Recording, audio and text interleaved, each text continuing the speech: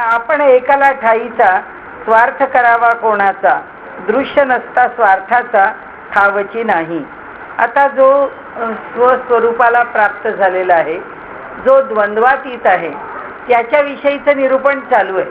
म्हणजे हे जे पहिल्या 2-3 ओव्या गेल्या आहेत तिथे हाच विषय आहे. त्यांनी असं म्हटलंय की हा साधू निर्भय आणि निवांत का असतो, कारण त्याच्या जवळची जी वस्तू आहे ती भयाच्या अतीत आहे. त्याला काही भय नाही, कोणी काही साधूची वस्तू उचलून घेणार आहे असं होणार नाही. त्यामुळे तो भयातीत असल्यामुळे तो साधू निवांत आहे असं म्हणतात. सकळा असं मांडेल अंत साधू अनंत रूपी. सगळ्यांचा अंत ठरलेला आहे पण साधू मात्र अनंत रूप आहे. त्यामुळे त्याला त्या अंताचं भय नाही. त्याचबरोबर त्याला आपली जी वस्तू आहे ती वस्तू जाईल याचं भय नाही. दुसरं, जिथे द्वंद्व नाही त्यामुळे तो अभेदामध्ये आहे, म्हणून सगळं भय जे आहे त्यामुळे अद्वैतामध्ये भय नाही असं आपल्याकडे एक विधान आहे की भय अद्वैतात राहत नाही. मग भय कशात राहतं? भय द्वैतात आहे. कारण 2 मानलं की त्या दुसऱ्याचा वियोग, त्या दुसऱ्याचं आपल्या मनाप्रमाणे असणं, ते दुसरं जे काही आहे ते आपल्या लाभाचं होणं, अनेक कारणांनी जेव्हा द्वैत आहे तेव्हा भय आहे. द्वैतात भयम असे श्रुती आहे. म्हणाले द्वैत जिथे असतं तिथे भय असतं. आणि म्हणून त्यांनी इथे म्हटलं की हा अभेद आहे त्यामुळे त्याला द्वंद्व नाही म्हणून भय नाही. तिथे देहबुद्धी नाही म्हणून तो देह जाणं राहणं, त्या देहाच्या विषयीचा खेद नाही. नंतर बुद्धी आता निर्गुणाच्या ठिकाणी राहिलेली असल्यामुळे त्या निर्गुणाला कोण घेऊन जाणार आहे? कारण ज्याच्या ठिकाणी त्यांनी स्वतःला ठेवलंय किंवा जे त्याचं स्वतःचं साध्य आहे ते असं आहे की जे दुसऱ्याला त्याच्याकडून चोरून घेता येत नाही. दुसऱ्याला मिळवता येईल पण त्याला मिळालं म्हणून ह्याला काय त्रास आहे, ह्याला कोणतीच अडचण नाही आहे. म्हणून ते म्हणतात की या साधूजनांना कोणत्याही प्रकारे खेद नाही. आता ही जी 43वी ओवी झाली, आता 44वी, तो तीच पद्धत आहे. म्हणजे त्याच पद्धतीने त्याचं वर्णन चालू आहे. कारण इथे वर्णन चाललेलं आहे त्या साधूच्या लक्षणांचं, तर ती लक्षणं वेगवेगळ्या प्रकारांनी सांगितली आहेत. आता इथे सांगण्याची एक पद्धती आहे त्या लक्षणांच्या. आपण एकाला ठाईचा स्वार्थ करावा कोणाचा, दृश्य नसता स्वार्थाचा ठावची नाही. म्हणाले आपला आपण एकटा आहे तर स्वार्थ करावा कोणाचा, तो स्वतः आपल्याला त्या एका परमात्म्याच्या ठिकाणी ठेवून दिलेलं आहे त्यांनी. आता त्याचं वेगळेपण काही शिल्लक राहिलं नाही.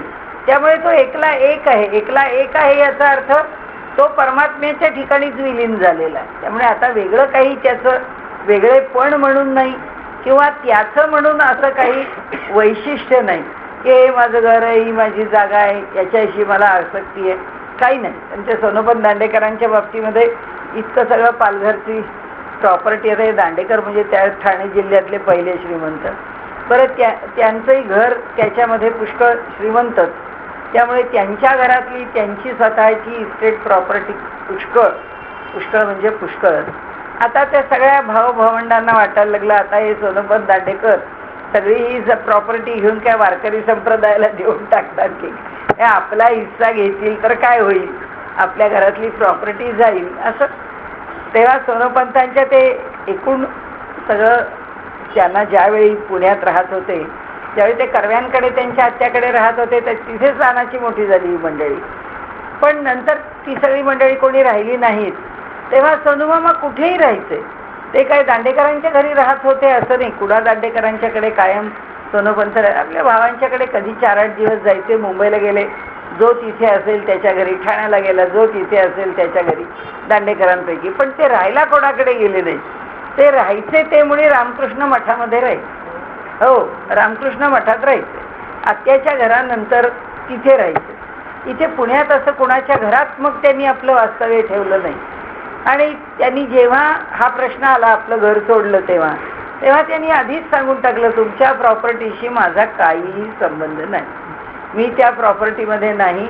त्यातलं मला एक पैही नको आहे. सुदैवाने मला कॉलेज चांगले पैसे देत आहे. माझं काम भागतंय. मला त्या प्रॉपर्टीशी काही करायचं नाही.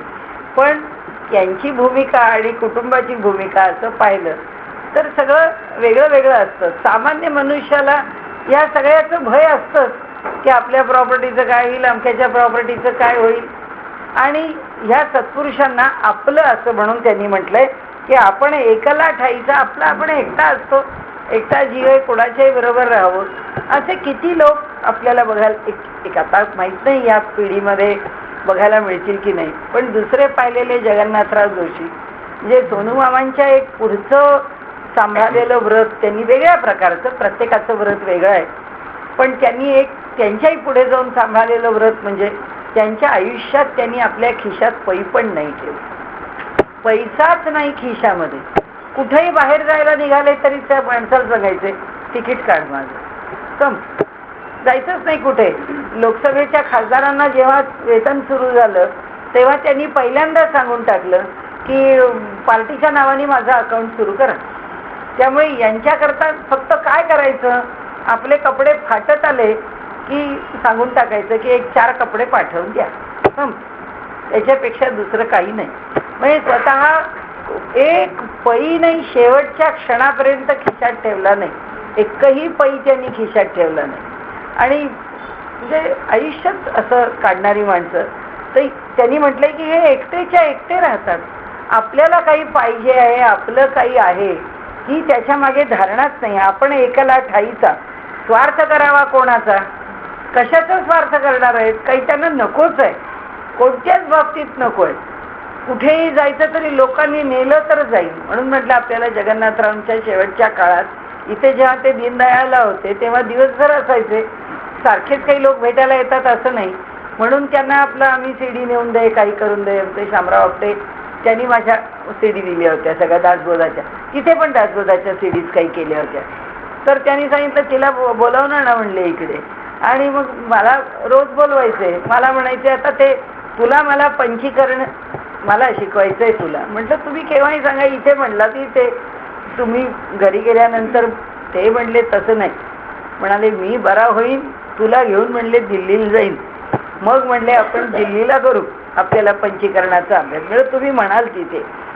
डायबिटीज वाढत गेला, काय इथे सगळं ठीकच आहे, पण कुठे कोणी कर्नाटकात त्यांना नेलं, कर्नाटकात गेले, तिथे सुद्धा ते आणखीनच वाढलं. ते सगळं पुढे. पण इथे होते तेव्हा आता दिवसभर काय करायचं, तर कोणाच्या ना ते काय सगळ्या काय माझ्या थोड्याच सीडी ऐकणार आहे, पण दिवसभर काही ना काहीतरी ऐकायचे. तर त्यांना मी म्हटलं की हे काय तुम्ही आज काही लावलं नाही, निवांत झोपून कसे राहिलात, आज तुम्ही काही सीडी वगैरे लावलेली नाही. कल्याणी म्हणाले त्या टेप रेकॉर्डरमध्ये घालायला सेल्स लागतात. तेव्हा आम्हाला कळलं की ज्याला सीडी नेऊन द्यायच्या आहेत त्यांनी त्यांचा टेप रेकॉर्डर चालण्याकरता सेल पण नेऊन दिले. मागणार नाहीत, कुणी जर आणून दिलं नाही तर ते काय म्हणणार नाहीत मला टेप ऐकायला मिळत नाही. एवढा खासदार मनुष्य, एवढ्या भारतीय जनता पार्टी आता, पण त्यावेळी जनसंघाचे पहिल्या 2-4 माणसांमधला नेता, पण ज्याच्याकडे एक सेल आणायला सुद्धा पैसा ठेवत नाही. आपल्याला हे व्रतच समजू शकत नाही, हे जगणंच समजू शकत नाही, हा त्यागच समजू शकत नाही. आणि त्यामुळे त्यांनी इथे म्हटलंय आपण एकला ठाईचा, स्वार्थ करावा कोणाचा, दृश्य नसता स्वार्थाचा, ठावची नाही. म्हणाले हे ज्याच्या दृष्टीने हे दृश्य नाहीच, दृश्य नाचले म्हणजे नाशवंत आहे, ते संपलंय त्याच्या दृष्टीने. ज्याच्या दृष्टीने ह्या दृश्य जगताला स्थान नाही, त्याच्या दृष्टीने आता त्यातलं आपलं काय म्हणायचंय, त्याला काही म्हणण्यासारखं त्यात काही नाहीच आहे. दृश्य नसता स्वार्थाचा, ठावची नाही. जर हे दृश्यच प्रकट नाही तर त्याच्यामधून काय मिळवायचंय, काय घ्यायचंय, काय असायचंय, काय आपलं म्हणायचंय, काय आपलं नाही म्हणायचंय, या कशालाच अर्थ राहत नाही. म्हणून साधू आपणाची एक, तेथे कैसा दुःख शोक, दुजे विना अविवेक येणार नाही. म्हणून साधू हा आपण एकटा एक आहे. त्याच्या ठिकाणी दुजे पण नसल्यामुळे त्याला अविवेक नाही. म्हणजे त्याच्या ठिकाणी आम्हाला कधीतरी स्वार्थाची भावना, आमच्या ठिकाणी काही ना काहीतरी भाव उत्पन्न होतील, त्यांच्या ठिकाणी काय उत्पन्न होणार आहे, काही उत्पन्न होणार नाही. त्यांच्या मनामध्ये कुठल्याच गोष्टीच्या विषयी ना आसक्ती, ना प्रेम, ना लोभ, ना ममत्व, ना पुढे काही मिळावं. आता पुन्हा आज काय माहित नाही, योगायोगाने आज जगन्नाथरावांचाच विषय निघाला. पण इथे पुण्यामध्ये निवडणुका झाल्या विधानसभेच्या, आणि त्याच्यानंतर लोकसभेच्या निवडणुका आल्या. इथली जागा म्हणजे इथली खासदारकीची जागा जगन्नाथरावांना दिली गेली. म्हणतो तुम्ही कशी घेतली? काही संबंध नाही या पुण्याचा. या पुण्याला काय, पुण्यातल्या लोकांना उभं करायचं, तुम्हाला कशाला इथे आणून उभं केलं? तर ते म्हणाले आपल्याला काय करायचंय, पार्टी सांगेल ते. म्हणजे आपण निवडून आलं पाहिजे, आपण निवडून नाही आलं तर काय होईल? मग त्यांना ते घरी आले तेव्हा मी त्यांना म्हटलं की अहो तुम्ही असं घ्यायचंच नाही. म्हटलं इथे खूप गोंधळ आहे एकूण सगळा. तर त्यावेळेचं जे काय राजकारण होतं ते त्यांना सांगितलं. म्हटलं आता ही खासदारकीची निवडणूक तुम्हाला वाटतं तशी काही फारशी यांनी लढली जाईल असं मला वाटत नाही. हे सगळ्या एकूण आमदारांचे तुम्ही कशा करता या भानगडीत पडलात? तुम्ही नाहीच यायचं इकडे, तुम्ही कर्नाटकात कुठे उभे राहिला असतात तरी चाललं असतं, पण महाराष्ट्रात कशा करता आलात? तेव्हा ते म्हणाले हे बघा एक लक्षात ठेवायचं की म्हणाले आपल्याला उभं करून काय होतं, आपल्याला तर काही त्याच्यात निवडून आलो काय नाही निवडून आलो काय आपल्याला काही फरक पडत नाही, पण म्हणाले वस्ताऱ्याला धार लागते. म्हणजे म्हटलं काय? ते म्हणाले हे बघा आता रोज म्हणाले नावी असतो तर कोणाचं तरी हे करायला जातो श्मश्रू, पण आता एखाद दिवशी काही नसेल तर ज्यांच्या घरी म्हैस असते ते म्हणतात की बाबा तुम्ही आज तुम्हाला काही काम नसेल तर आमची म्हैस भादरून द्या असं म्हणाले ते म्हणतात. तर मग म्हणाले तो बिचारा बाकीची कामं नसली की म्हशीला भादरतो, पण त्यांनी होतं काय म्हणाले ती म्हैस भादरल्याने त्याच्या वस्त्र्याला धार लागते, काही फरक पडत. म्हणाले आपल्याला काय फरक पडतो, आपण निवडून आलो काय नाही आलो काय? म्हणाले वस्त्र्याला धार लागते, इथला पक्ष आहे त्याची बांधणी होते एका मोठ्या माणसाच्या निमित्ताने. म्हणजे ते काही मोठ्या माणसाच्या म्हणाले नाही, मी म्हणते ते म्हणाले म्हैस भादरून तर निघते की नाही, आज आपलं तेवढंच काम झालं. पण असा विचार करणं इतकं काही सोपं नाही आहे. एवढ्या मोठ्या राष्ट्रीय पातळीवरच्या लोकांनी कशाचीच अपेक्षा न करता आयुष्यभर कार्य करणं हे काही सोपं काम नाहीये. कसं आहे, आशा धरिता परमार्थाची, दुराशा तुटली स्वार्थाची, म्हणून नैराश्यता साधूची ओळखणं. ते म्हणाले इथे दुराशा तुटली, स्वार्थ नाहीच, स्वार्थ शिल्लकच राहत नाही आणि स्वार्थाने कोणताच व्यवहार त्यांच्याकडून केला जात नाही.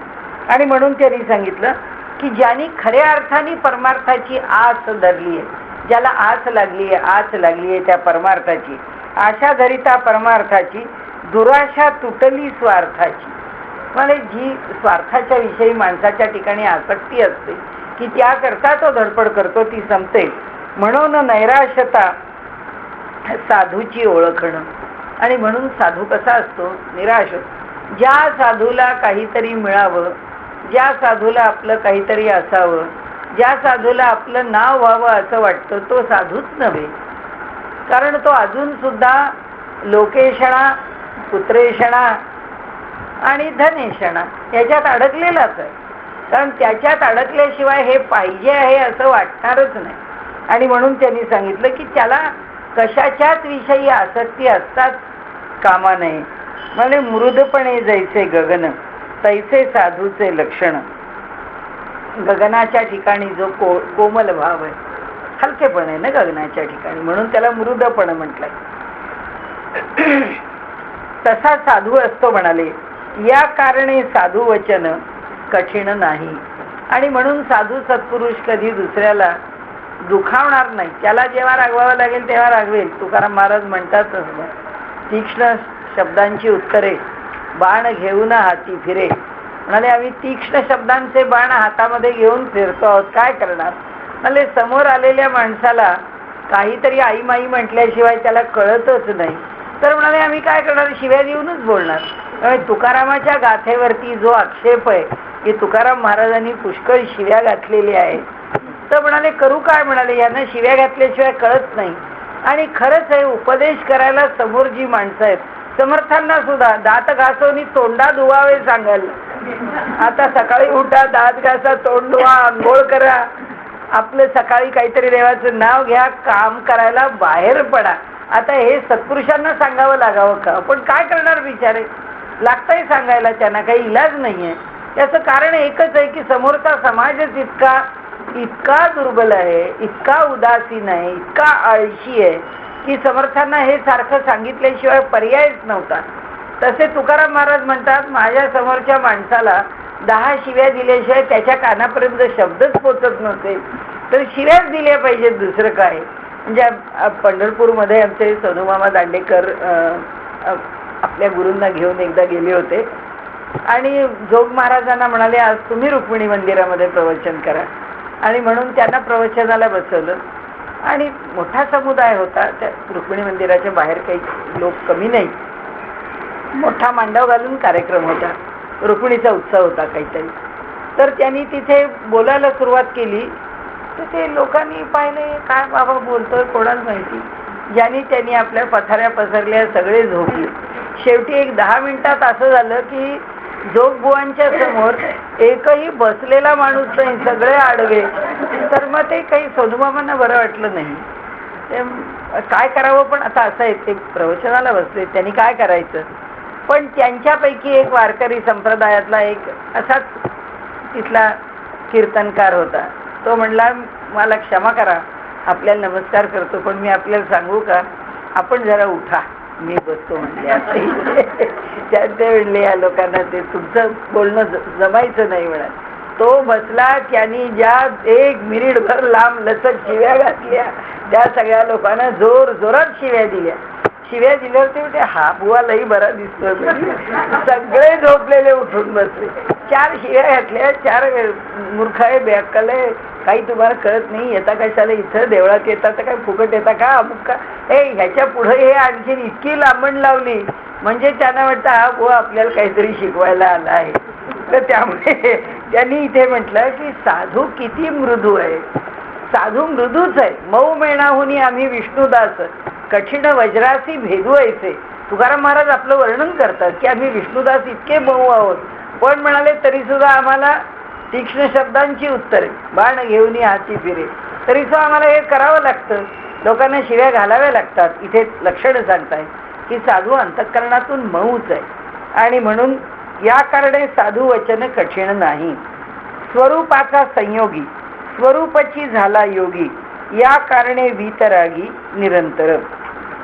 कशाशी एकरूप होतो, स्वरूपाशी एकरूप होतो. स्वरूपाचा संयोगी, स्वरूपाची झाला योगी, त्याच्याशी संयुक्त नाही झाला नुसता, तो स्वतः स्वरूप झाला. म्हणजे हे अंतर पण संपलं की साधनेच्या काळामध्ये स्वरूपाला प्राप्त होऊन त्या स्वरूपाचा आनंद घेणे एवढाच अनुभवाचा विषय नाही, हे प्रत्यक्ष स्वरूपाची सिद्धीच आहे, प्राप्तीच आहे. या कारणे वीतरागी निरंतर. राग आसक्ती, वीतराग ज्याची आसक्ती निघून गेलेली आहे, असा हा सत्पुरुष असतो. या सत्पुरुषाची लक्षणं. नंतर स्थिती बाणता स्वरूपाची, चिंता सोडली देहाची, या कारणे होणाराची चिंता नसो. एकदा स्वरूपाला प्राप्त झाल्यानंतर या देहाचं काय, आणि या देहाच्या अनुषंगाने याला खायला मिळेल की नाही, याला प्यायला मिळेल की नाही, याला कोणी विचारेल की नाही, याला कोणी शिक्षा करेल का, या कोणत्याच गोष्टीच्या विषयी त्या सत्पुरुषाच्या ठिकाणी विचार, काळजी काही शिल्लक उरत नाही. म्हणून आपण त्यांच्या चरित्रामध्ये भगवंताला ज्या अनेक गोष्टी कराव्या लागतात, आता आपण ती म्हैस भादरली म्हटलं, त्याच्यावरून सेना नावी राजाचे नावी होत.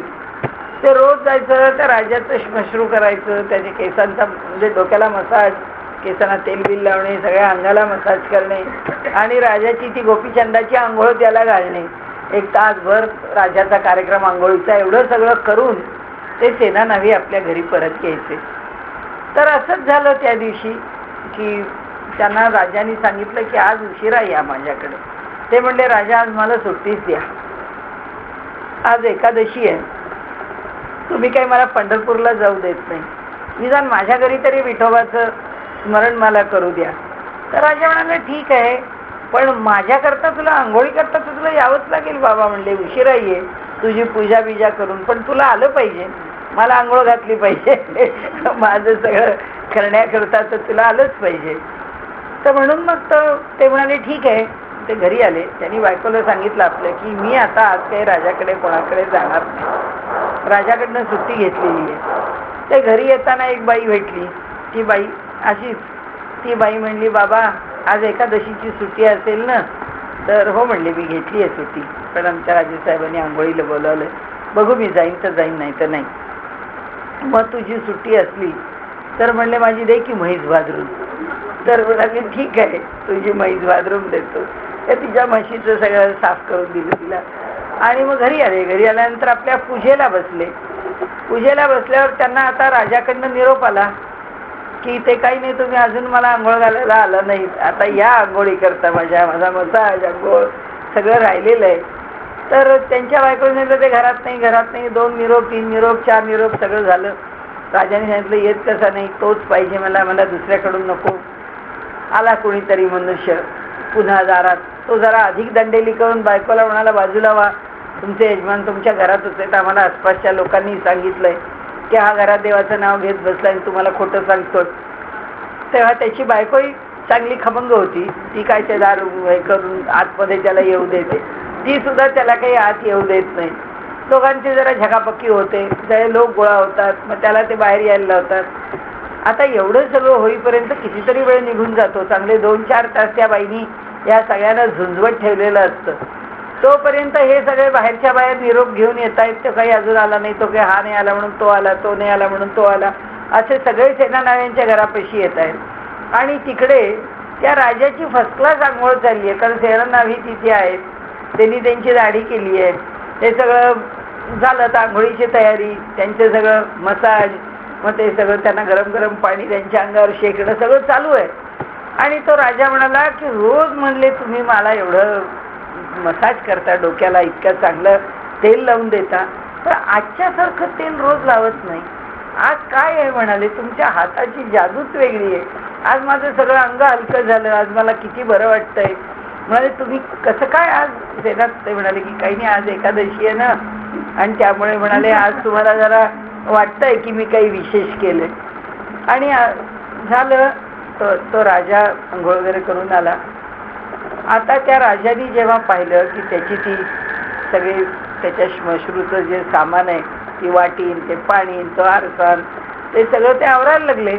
त्यांनी आरशात पाहिलं तर त्या सेनानाव्याचं प्रतिबिंब विठ्ठलाचं दिसलं. त्यांनी पाहिल्यावरती तो इतका थक्क झाला, तो म्हणाला हे काय रूप सुंदर. म्हणाले सेनानावी असं तुझं रूप कधी मी पाहिलं नाही. आणि तो वेडा झाला. तो निघून गेला.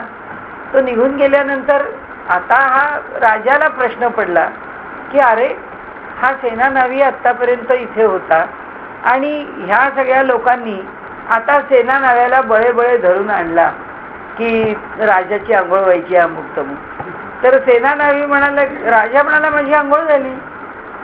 आणि म्हणाला मला आंघोळ म्हणजे घालूनच आत्ता तू बाहेर गेलास ना, आता तू पुन्हा कसा येतो? तो म्हणाला मी देवाची पूजा करत होतो. मग म्हणाले आला तो कोण होता? तर म्हणाले साक्षात माझा पांडुरंग होता, तुम्हाला आंघोळ घालायला आलेला. आणि यांनी पाहिलं तर खरंच त्याच्या त्या धोपटीमध्ये त्याची जी शस्त्र होती, ती जी काय वापरत असेल रोजला, तर ती सगळी इकडे मागे पुढे देवानी अगदी व्यवस्थित ठेवून दिली होती. आणि सुंदरशी एक धोपटी त्याला दिली होती की त्याची जुनी काढून टाकून. म्हणाला खरंच आहे, देव माझी धोपटी घेऊन गेला. पुष्कळ मोठी कथा आहे, मी मुद्दाम फार सांगत बसले नाही. पण इथे सांगायचं असं की चिंता देहाची सुटतेच. या सत्पुरुषांच्या जेव्हा आपण कथा ऐकतो त्यावेळी आम्हाला त्या कथांच्या मध्ये फारसा दम वाटत नाही. म्हणजे असं वाटतं की काही जणांना असं वाटतं हे सगळं खोटंच आहे. आपल्याला असं वाटतं सारखे देवाला का त्रास देतात, हे असे का वागतात. तसं नाही, त्यांना कशाचीच फिकीर नाही. देवाला फिकीर आहे म्हणून देव त्यांच्याकरता करतो. त्यांना देवानी काही करावं म्हणून ते काही करत नाही. देवानी त्यांच्या ठिकाणी चमत्कार घडवावा, देवानी त्यांचं मोठेपण वाढवावं, हे तर आपण जो पाहत जाऊ चरित्र सत्पुरुषांचं तो आपल्या लक्षात येतं. लोकांना असं वाटतं की हे काय आहे प्रकरण. आणि यांनी इथे सांगितलंय की जो स्वरूपाला प्राप्त झालेला आहे त्याला काय आहे, त्याला कशाचीच चिंता नाही.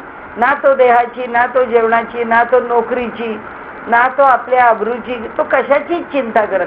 तुकाराम महाराजांच्या चरित्रामधले सगळे प्रसंग काढून पाहिले तर आपल्या जीवनामध्ये येणाऱ्या प्रत्येक अडचणीवरती एक एक प्रसंग त्यांच्या आयुष्यात उभा केलेला आहे की या माणसाला कसं बदनाम करावं.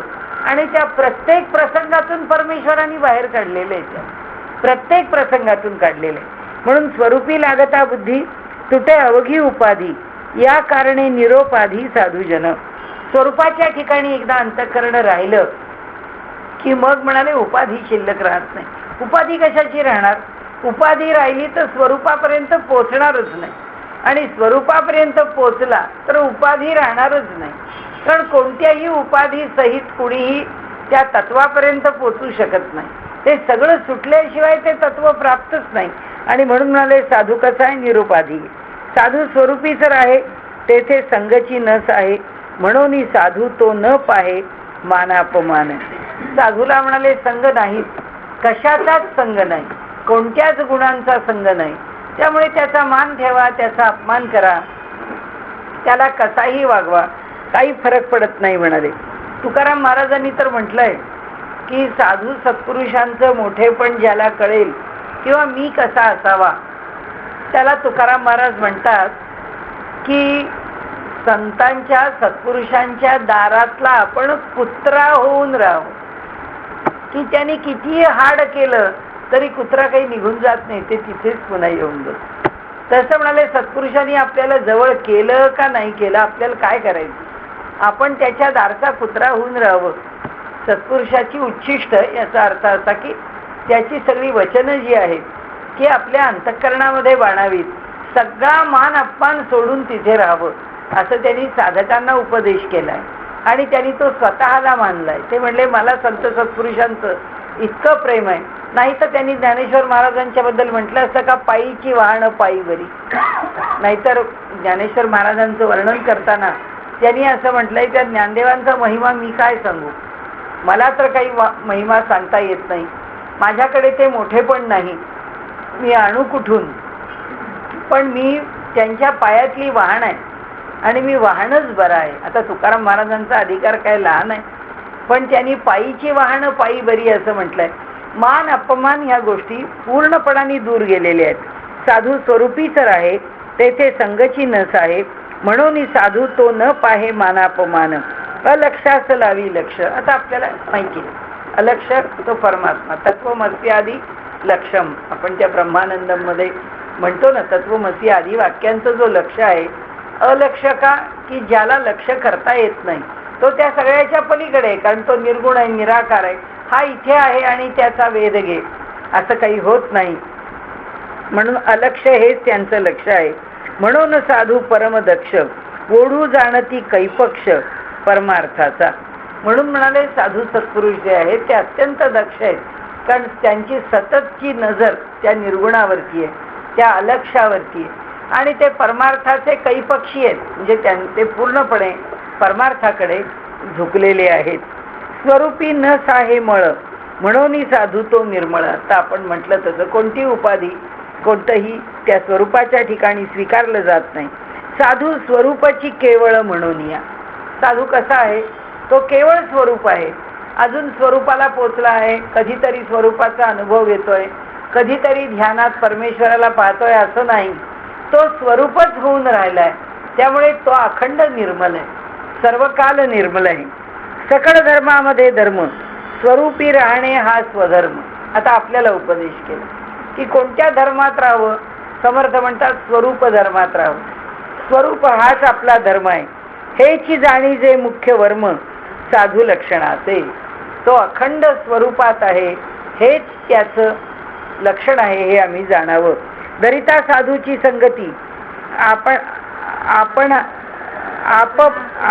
आपणाच पाहिजे. आपशाच झालंय. आपणाच लागे स्वरूप स्थिती, स्वरूप स्थितीने बाणती लक्षणे अंगी. दरिता साधूची संगती. ते आपल्याकडे जसं म्हटलंय की मातीला सुद्धा सुगंधाचा स्पर्श होतो, जर सुगंधी फुलं त्या मातीवर पडली तर. तसं आहे साधूच्या सहवासामध्ये त्यांचा गुण नाही पण काहीतरी वाण, किंवा उलटी म्हण कोणी म्हणतात, वाण नाही पण गुण, काय जे असेल ते. पण त्या साधूच्या सहवासामध्ये काही मिळणार नाही असं होत नाही, असं समर्थांना वाटतंय की धरिता साधूची संगती, आपणच लागे स्वरूप, आपणाच लागे स्वरूप स्थिती, स्वरूप स्थितीने बाणती लक्षणे अंगी. त्या स्वरूप स्थितीच्यामुळे जी लक्षणं देहामध्ये प्रकट होतात ती लक्षणं म्हणाले इथे सांगितली. साधू स्वरूप स्थितीत आहे आणि त्या साधूच्या ठिकाणी प्रकट होणारी जी लक्षणं आहेत ती त्या स्वरूप स्थितीमुळे प्रकट होणारी आहेत. तर म्हणून ते म्हणतात निरंतर स्वरूपी राहता स्वरूपाची होई जे तत्वता. आता दुसरा युक्तिवाद की स्वरूपाच्या ठिकाणी मिळाला की त्याची काहीतरी लक्षणं प्रकट होतील. आता नुसता मिळत नाही, आता स्वरूपच होऊन राहिला म्हणून दुसरी ओवी घेतली. निरंतर स्वरूपी राहता, निरंतर ते स्वरूप होऊन राहिलेत तर काय होतं म्हणाले, स्वरूपाची होई जे तत्वता, तो स्वतः स्वरूप होऊन जातो. परंतु यासी सत्संगती नाही, चुकलं, होई तत्वता मग लक्षणे अंगी बाणता वेळ नाही.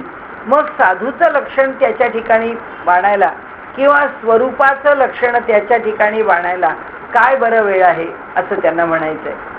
की ज्याची अवस्था फार उच्च कोटीची आहे त्याच्या देहावरती ती लक्षणं प्रकट होतात, हा त्यांचा सांगण्याचा भाव आहे. की त्याचं शरीर असो, त्याचं मन असो, त्याची बुद्धी असो, त्याचं जीवन असो, त्याच्या शरीराचा स्पर्श असो, त्याच्या वस्तू असो. म्हणून तर सत्पुरुषांच्या पश्चात त्यांची वस्तू आपल्याकडे स्मरण म्हणून काहीतरी ठेवावी म्हणून लोक इतके धडपडतात.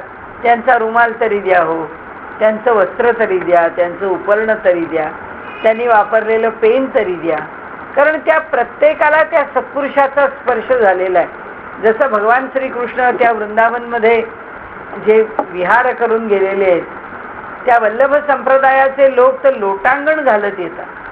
ते म्हणतात की इथली वाळू ज्याला कृष्णाने स्पर्श केलेला आहे त्या वाळूला स्पर्श करायला आम्ही आलोय, म्हणजे आम्हाला कृष्णाचा स्पर्श इथे मिळणार आहे.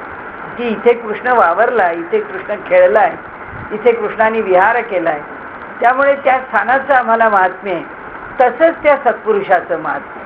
कशाकरता आम्ही आळंदीला जातो, कशाकरता आम्ही देहूला जातो, कशाकरता आम्ही पैठणला जातो, कशाकरता आम्हाला या सगळ्या सत्पुरुषांच्या दर्शनाची ओढ लागते, एवढ्याच करताय की त्या ठिकाणी त्यांचा निवास आहे, ते स्थानही ते स्वरूप होऊन राहतं. म्हणून ते म्हणतात स्वरूपी राहिल्या मती अवगुण अवघेची सांडती. ज्याच्या बुद्धीमध्ये स्वरूपाचं स्मरण आहे त्याच्या ठिकाणी अवगुण राहत नाहीत. परंतु याची सत्संगती निरूपण पाहिजे. पण काय लागेल म्हणाले याकरता, याकरता एका गोष्टीची आवश्यकता आहे. कोणत्या? परंतु याची सत्संगती निरूपण पाहिजे. म्हणजे साधूचा सहवास मिळाला, नाहीतर शंकराचार्यांच्या जवळ राहून, नाहीतर तुकाराम महाराजांच्या जवळ राहून, तिथे चालो मालो सगळे आहेत, ज्ञानदेवांच्या जवळ राहून त्यांना छळणारी माणसं आहेत. सर्व काळ सर्व प्रकारची तिथे मंबाजी, एकापेक्षा एक सगळे, ज्याला आपण त्यांच्या चरित्राबद्दल काय म्हणावं न म्हणणं उत्तम. कारण तुकाराम महाराजांनी अभंग रचला की लगेच त्यांनी म्हणायचं चालो म्हणे, लगेच त्यांनी म्हणायचं मंबाजी म्हणे, झालं तोच अभंग घ्यायचा, तोच आपल्या नावाने खपवायचा. म्हणजे ही जी प्रवृत्ती आहे ही प्रवृत्ती साधूचं साधूपण यांना कसं येईल. आणि साधू स्वरूपाच्या ठिकाणी जरी असले तरी सुद्धा त्या साधूंचं साधूपण त्या गुणांनी हे कसे मंडित होतील. कारण ते त्यांच्या ठिकाणी गुणी आहेत हो, पण हे गुण घ्यायला तिथे सिद्ध पाहिजेत ना. ते गुण घेण्याकरता यांच्याकडे अधिकार आला पाहिजे ना. आणि म्हणून ते इथे सांगतात की त्याच्याकरता मात्र सत्संगती निरूपण पाहिजेच. म्हणजे साधू आहेत, आम्ही साधू सत्पुरुषांच्या सहवासात, म्हणजे आमच्या पुण्यात कोणी चांगले संत सत्पुरुष आहेत आम्हाला कळलं, आपण आम्हाला काही विशेष वाटलं नाही, आम्हाला काही ते पटले नाही, की आमचं सुरू होतं की आम्हाला ते मान्य नाही, ते असे नाही, ते तसे नाही. आता साधूचे निकष लावायला आम्हाला कळलं तर पाहिजे की कोणत्या निकषावर तो साधू योग्य आहे का अयोग्य आहे हे ठरवायचं. आम्ही त्याच्याबद्दल चर्चा करायला पाहिजे असं नाही, त्याला नावं ठेवायला पाहिजे असं नाही, त्याचा अस्वीकार करायला पाहिजे असं नाही, पण तरी सुद्धा तो योग्य का अयोग्य हे आम्हाला कळलंच पाहिजे. आता काही लोक कोणाकोणाचं आकर्षण म्हणून त्यांच्याकडे जातात की त्यांच्या सहवासात आता आपल्याला काय फायदा होतो बघतात, पण त्यांच्या असं उलट लक्षात येतं की अरे आपल्याला काही त्यांच्याकडनं फायदा होण्याऐवजी आपल्याकडनं बरेच पैसे जातात, आपल्याला तिथे बरेच कष्ट करावे लागतात, आपला तिथे बराच फायदा उठवतात. मग लोक म्हणायला लागतात अहो असे कसे, ह्यांना कसे साधू म्हणायचे? हे जे सगळे प्रकार आहेत ना, या सगळ्या प्रकारामध्ये आपल्याला पडावं लागतच नाही किंवा आपण पडतच नाही. असं का?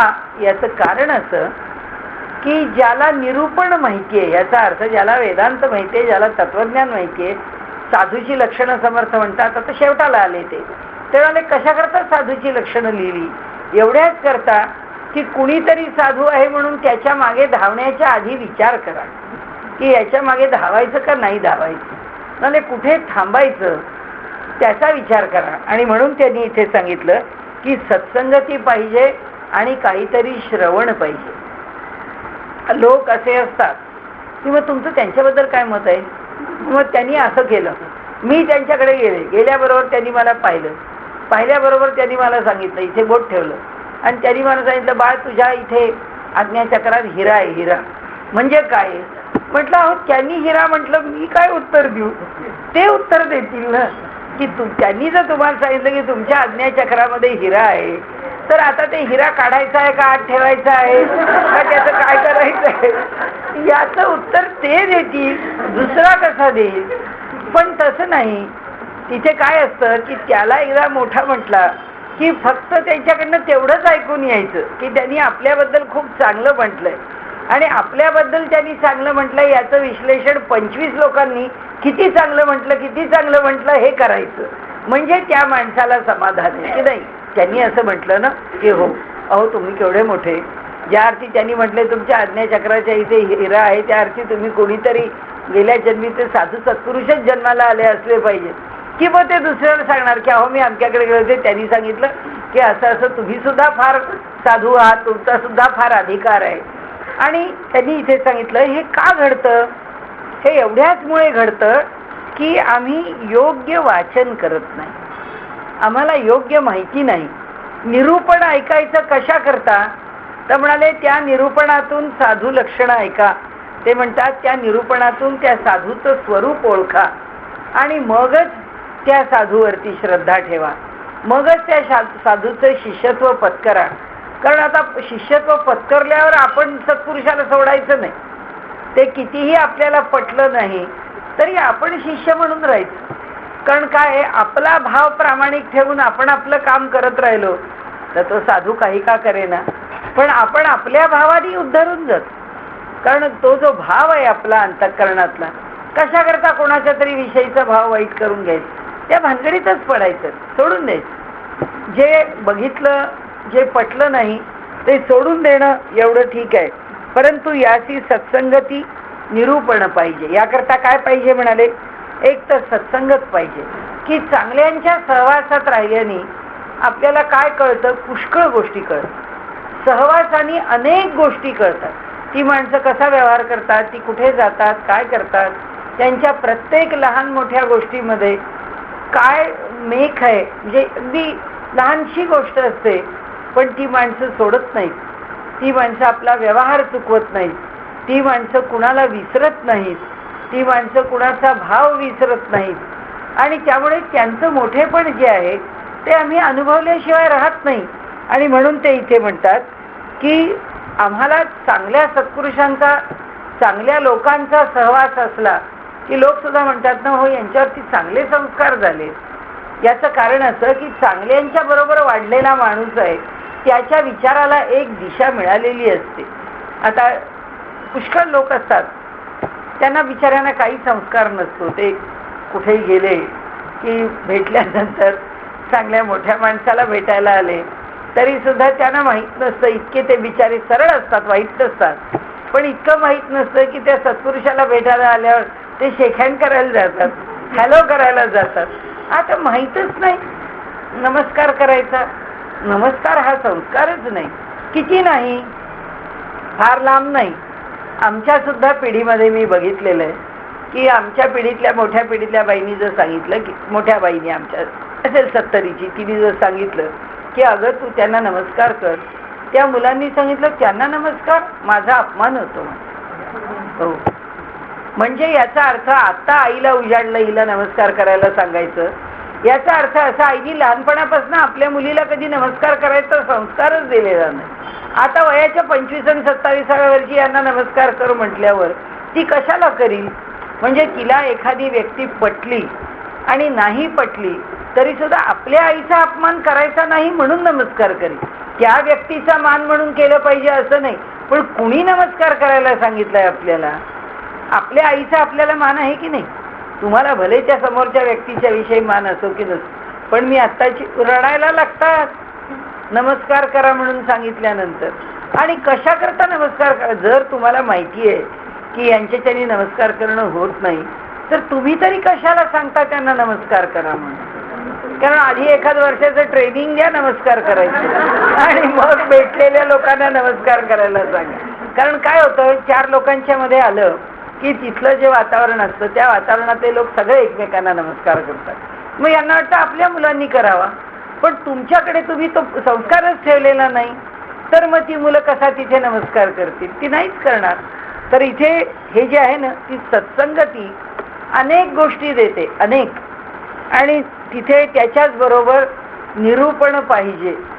त्यांनी सांगितलं की निरूपण काहीतरी श्रवण पाहिजे. या विषयातलं श्रवण असल्याशिवाय मनुष्याला खऱ्या अर्थाने त्या परमार्थाचा लाभ होतो. पुष्कळ ऐकावं, पुष्कळ वाचावं. आणि सगळ्यात चांगलं वाचन काही असेल तर सत्पुरुषांची चरित्र आहे. सत्पुरुषांचे चरित्र वाचनामधून आपल्याला अनेक गोष्टी कळतात. तत्वज्ञानाचा आपल्याला काही पाठीमागे हे नसेल संस्कार तर एकदम तत्वज्ञान समजत नाही. चांगली माणसं असतात, हुशार माणसं असतात. मी आता बघत असते म्हणून सारखं दिसतं की आपापल्या क्षेत्रातली मोठी आहेत, अध्यात्माच्या क्षेत्रात सुद्धा आपल्या अभ्यासाने त्यांनी काही मिळवलंय अशी मोठी माणसं असतात. पण तत्वज्ञानाचा हा विषय चाललाय कसा, तो विषय आपण कसा समजून घ्यावा हे नाही समजत. त्याला काय करणार? कारण बिचाऱ्यांनी पूर्वी काहीच ऐकलेलं नाही, पूर्वी काहीच वाचलेलं नाही आणि त्यामुळे आपल्याला वाटतं इतकं सोपं नाही. पूर्वीच्या काळी आपल्या घरातून काही आम्ही ऐको की न ऐको आमच्यावर संस्कार आपोआप होत होते. आता ते संस्कारच नाही. त्यामुळे आपल्या पुढच्या पिढ्यांना हे सगळं समजून घेणं हे फार अवघड आहे. हे आम्हाला त्यांना काही ज्याला आपण अगदी प्राथमिक काही संस्कार म्हणू ते जोपर्यंत आम्ही त्यांना देत नाही तोपर्यंत त्यांच्यावरती ते संस्कार होऊच शकत नाही. त्यांना ते जमणारच नाही ते संस्कार करून घेणं. म्हणून ते सांगतात परंतु यासी सत्संगती निरूपण पाहिजे. सकळ सृष्टीचा ठाई अनुभव एकची नाही, तो बोलिजेल सर्वही पुढिले समासी. म्हणाले सकळ सृष्टीचे ठाई अनुभव एकची नाही. आता म्हणाले काय होतं, 2-3 प्रकारांनी याचा अर्थ होईल की आम्ही जेव्हा या सत्पुरुषांच्या बाबतीमध्ये बघतो तर आम्ही सगळी सृष्टी जेव्हा पाहत असतो तेव्हा सत्पुरुषाची लक्षणं हा साधू संत आहे म्हणून इथंच बघायला मिळतात असं नाही.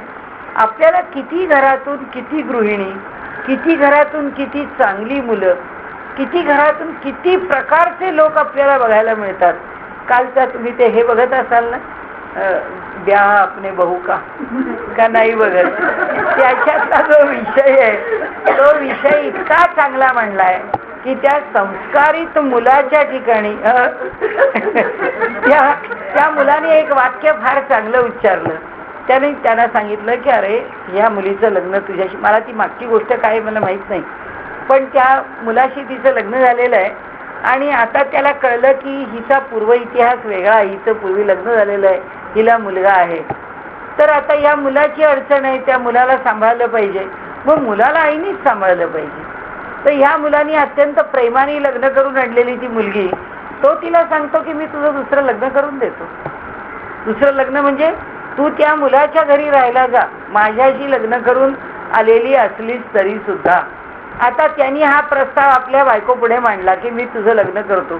ती म्हणाली हे मला समजूच शकत नाही, माझ्या मुलाची चांगल्या प्रकारे त्याची देखभाल व्हावी म्हणून एक पती आपल्या बायकोला सांगतो मी तुझं दुसरं लग्न करून देतो, म्हणजे जिथे कुठे तुझं मूल आहे तिथे लग्न होऊन जा. ते घरातले लोक म्हणतात की बाळ हे असं काय, आम्ही इतके सुसंस्कारित लोक आहोत पण तरी सुद्धा तू हे काय बोलतोस, हे असं करणं बरोबर आहे का? तर तो म्हणाला नाही, ज्या जगामध्ये ज्याचा जो अधिकार आहे त्याला तो अधिकार मिळालाच पाहिजे. ते मूल आहे, त्या मुलाला त्याची आई मिळाली पाहिजे. आणि ती आईनी त्याचं संगम म्हणाले, मग तुझं काय? तो म्हणाला, मी विवाह करून आलोय, अजून काही माझ्याकडे दुसरी जबाबदारी नाही, मी तिचा विवाह करून देऊ शकतो. तर अनेकांनी घरातल्या लोकांनी त्याला म्हटलं की अरे हे काय तुझं, चांगुलपणाची सुद्धा हद्द असते. आणि अगदी शास्त्र, धर्मशास्त्र, नीती नियम, आपल्या मनाला जे अधिकाधिक चांगलं पटतं ते जरी म्हटलं तरी तू हे जे काही करायचं म्हणतोय हे जरा अधिक आहे. असं त्याला म्हटल्यावर त्यांनी सांगितलं की जे मानवतेचे नियम असतात ना ते सगळ्यांकरता नसतात. तो म्हणाला की चार सामान्य मनुष्य पहिला आपल्या स्वार्थाचाच विचार करेल की काय घडलं, आता विवाह झाला, त्यातल्या त्यात पर्याय काय, तर त्या मुलाला दत्तक घ्या. त्या मुलाची जर परवरिश पाहिजे तुम्हाला किंवा त्याला सांभाळायचं आहे, त्याचं संगोपन करायचं, तर त्याला दत्तक घ्या. कारण आता हा विवाह झाला, या विवाहावर त्या मागच्या लोकांनी काही ऑब्जेक्शन घेतलेलं नाहीये, मग आता त्याला सांभाळू शकतो. तो म्हणाला नाही, ज्याला मुळाशी जाऊन तत्व सांभाळायचं आहे अशी माणसं आधी जगात थोडी असतात, आणि ही तत्व फार थोड्या लोकांकरता असतात, सगळ्यांकरता नसतात. मला त्या मुलाचं वाक्य अगदी 100% पटलं की खरंच आहे की टोकाला जाऊन आपल्या आयुष्यामध्ये कुणावरही अन्याय होऊ नये असं वागणारी माणसं थोडीच असतात, आणि ती खरं साधूच असतात, साधू सत्पुरुषच असतात. त्या मुलाचं नाव पण चांगलंच ठेवलंय, तो क्रिश, जे कृष्ण, तर तो क्रिश. तर त्या चांगली पर्सनॅलिटी घेतली आहे की अलीकडच्या काळामधली एक, मी पण असंच अज्ञवंदच बसते, काल बघताना पाहिलं तर त्याची फिलॉसॉफी त्यांनी फार चांगली मांडली की एक तरुण मुलगा आपली फिलॉसॉफी मांडतो आणि इतकी स्थिर विचारांनी आणि स्थिर पायावर उभी असलेली, त्याला ना एक पार्श्वभूमीच लागते. तेव्हा त्याचे आईवडील म्हणतात, अरे आम्हाला सुद्धा हे पटत नाही, तुला कसं पटतं? तर तो म्हणतो, संस्कार तुम्ही केलेत ना माझ्यावरती, ते संस्कार मी तितके पक्के दृढपणाने स्वीकारलेत, आणि स्वीकारलेत म्हणूनच मला कोणावरचा अन्याय सहन होत नाही. म्हणजे शेवटी त्यांनी इथे तेच सांगितलंय की साधू सत्पुरुषांच्या सहवासाशिवाय किंवा काही चांगल्या आध्यात्मिक निरूपणाशिवाय आपल्याला, आता व्यवहारामध्ये आज परिस्थिती अशी आहे की अगदी आपल्या जवळच्या घरातल्या नातेवाईकांच्या पासून आपण जर पाहत गेलो तर अहो कुठल्याही स्वार्थाशिवाय माणूस चांगला कसा वागेल असा 90% लोकांना प्रश्न पडलेला असतो. ज्या अर्थी हा माणूस चांगला वागतोय त्या अर्थी याचा काहीतरी स्वार्थच असला पाहिजे. म्हणजे समाजामधून हा संस्कार किती लोप पावला. पूर्वी असं कुणाला वाटत नव्हतं, आणि पूर्वी असा कुणाच्या मनात पहिला विचार येतच नव्हता. आता पहिला विचार उलटा येतो, सुलट विचार पहिल्यांदा कधीच डोक्यामध्ये येत नाही. आणि त्याचं कारण असं आहे की खरंच ही सत्संगती सुटली आहे. म्हणून ते सांगतात सत्संगती आणि निरूपण. निरूपण म्हणजे तत्वज्ञान. त्या तत्वज्ञानाची भूमिका आम्हाला कळली पाहिजे, आणि ती भूमिका घरात पूर्वी जगली जात होती म्हणून कळतच होती. आता आम्हाला फक्त पुस्तकातून समजून घ्यायला लागते, कारण घरात त्याचा व्यवहार आम्हाला फार अभावाने आढळतो. आणि म्हणून ते म्हणतात सकळ सृष्टीचा ठाई अनुभव एकची नाही, तो बोलिजेल सर्व ही पुढील समासी. आता 5 तर सांगा मला. तर कोणे स्थितीने राहती कैसा अनुभव पाहती, रामदास म्हणे श्रोती अवधान देणे. आता आपण जे बोललो ना की सगळ्या सृष्टीमध्ये सगळीकडे काही साधूच पाहावे लागतात असं नाही. आपल्याला ते विनायक महाराज शाळीग्रामांचं चरित्र लिहिलेलं आहे, त्याच्यामध्ये सगळ्या वारकरी संतांच्या कथा आहेत. त्यामध्ये घोड्यानी कसा आपला प्राण सोडला, घोडा कसा एकादशी करतो, घोडा कसा पांडुरंगाला, ज्या घोड्यावर बसून ते महाराज किंवा तो वारकरी मनुष्य जायचा, त्या घोड्याला कळायचं एकादशी कधी. मी आपल्याला ती कथा सांगितली पण आहे पूर्वी. काय त्यांची गाय आहे, गाईला सुद्धा कळत आहे. म्हणजे सगळी सृष्टी आहे, त्या सृष्टीत काही फक्त साधूच्याच ठिकाणी सद्गुण प्रकट झालेले बघायला मिळतात असं नाही. व्यवहारात आपल्याला कितीतरी माणसं अशी दिसतात की जी माणसं पूर्णपणे स्वार्थाचा त्याग करून आपल्या जीवनात जगतात. अगदी प्रवृत्तीपर लोक असतात, प्रवृत्तीत जगत असतात. म्हणजे सगळं आयुष्य खूप श्रीमंतीत आहे, सगळं आयुष्य दागदागिने, सगळं आयुष्य वैभव, हे मिळावं, द्यावं, घ्यावं, पुण्यातलं मी सांगते, नावं फक्त सांगत नाही, आपल्या जवळची माणसं आहेत म्हणून. आता ती सगळी माणसं ब्रिटिशांच्या काळातली सगळी IAS केडरमधली लोक, त्यांच्या घरामध्ये सगळे हिरे म्हणजे सगळे गोळकोंडा. त्यांच्याकडे काही सामान्य कुठला आजच्या सुपर आणि डिलक्स ही भानगडच नाही. तिथे अगदी नंबर 1 त्या काळातले हिरे, त्याला काय आकार म्हणजे हरभऱ्याच्या डाळीपेक्षा लहान हिरा नाही, कारण त्यावेळी सगळंच, आणि त्यांना सगळंच संपन्न होतं. तर आज ज्या पद्धतीने मुलाच्या प्रॉपर्टीमधली प्रॉपर्टी मुलगी मागते आणि मुलगी म्हणते माझा सुद्धा समान हक्क आहे आणि कायद्याने मिळाला आहे तो मला मिळावा, आणि प्रॉपर्टीतला हक्क अशाच कुटुंबामधल्या एका स्त्रीला मिळाला. ती म्हणाली छे मला प्रॉपर्टीतला हक्क नकोच आहे. तर तिच्या आईने तिला तिचे सगळे हिऱ्याचे दागिने, पाटल्या बांगड्या तोड्यांपासूनचे सगळे हिऱ्याचे, अगदी इथून इथपर्यंत गळ्यातली, इथून इथपर्यंत काय कानातली काय विचारू नका, एवढं वैभव ज्यांच्या घरी, ते सगळं मुलीला दिलं. त्या मुलीने हातात घेतलं आणि आईला सांगितलं आता हे तू मला दिलेस म्हणून मी घेतलं आहे, पण हे सगळं मला माझ्या वहिनीला परत करायचं आहे. म्हणजे आजच्या काळामध्ये सुद्धा एवढ्या हिऱ्यांचा की ज्याची किंमत आज तर करणंच शक्य नाही. आज आमच्याकडे तो हिराच आम्हाला बघायला मिळत नाही. आजही ते दागिने इथेच विद्यमान आहेत. एवढा अगदी पूर्वीचा पितळेचा डबा भर म्हणावे तसे डबाभर दागिने परत करून टाकले की मला नकोच आहे. म्हणजे ही जी भूमिका आहे ना, ही भूमिका यायला सुद्धा व्यवहारात येत नाही. ही भूमिका, याला अध्यात्माचा संस्कार लागतो, याला तत्वज्ञानाचा संस्कार लागतो की मी दागिने घेऊन बसणार आहे 5 वर्ष 25 वर्ष 30 वर्ष, पुढे आपले दागिने आपल्याला घालवत नाही. त्या दागिन्यांचं ओझं होतं, त्या दागिन्यांचे हाताला चिमटेच असतात. म्हणजे दागिने सुद्धा हातात ठेवत नाहीत. रक्ताळलेले हात बघतो आपण, म्हाताऱ्या बायकांना धक्का लागला दागिन्याचा की तिथे लगेच रक्त साकळतं की नाही शरीराला झेपत, काय करणार आहे. पण प्रवृत्ती जी लालसा आहे ती लालसा संपत नाही. ते म्हणाले त्याचीच लालसा संपेल ज्याला आध्यात्मिक पार्श्वभूमी आहे, त्याशिवाय होत नाही. म्हणून ते सांगतात सगळ्या सृष्टीच्या ठिकाणी हा अनुभव आम्ही घेतो की सत्संगती कशाला म्हणतात, त्या सत्संगतीचं फळ काय असतं. प्रत्येक वेळी साधूच सहवासात यावा लागतो असं नाही. आम्ही तुकारामांची गाथा वाचली, आम्ही ज्ञानेश्वरी वाचली, तर आम्ही ज्ञानेश्वरीतून काय घेतलं. ज्ञानेश्वरीतनं आम्ही हेच घ्यायला हवं की जेवढं माझं आहे तेवढंच माझं आहे, आणि ह्या जगातनं कोण काय घेऊन जाणार आहे. जे माझं नाही ते माझं नक्की नाही, की त्याच्याविषयी अंतःकरणात एकही विचार येता कामा नये. एकाही गोष्टीच्या बद्दल आपल्या मनामध्ये पुन्हा काही स्वार्थ, त्याच्याविषयीचा संग, त्याच्याविषयीची कल्पना काही नको. आणि म्हणून ते सांगतात ही सगळी सृष्टी आहे, या सृष्टीत वेगवेगळ्या प्रकारे त्याचा अनुभव आपण घेतो. म्हणाले तो बोलिजेल सर्व ही पुढील समासी कोणे स्थितीत राहती. आता त्यांच्याबद्दल, ते कोणत्या स्थितीत राहतात, कैसा अनुभव पाहती. रामदास म्हणे श्रोती अवधान देणे. तर पुढच्या समासात म्हणाले आपण पहा की ते कसे राहतात, कसा व्यवहार करतात त्याच्याकडे आणि कशाकडे लक्ष देतात हे आपण पहा म्हणाले.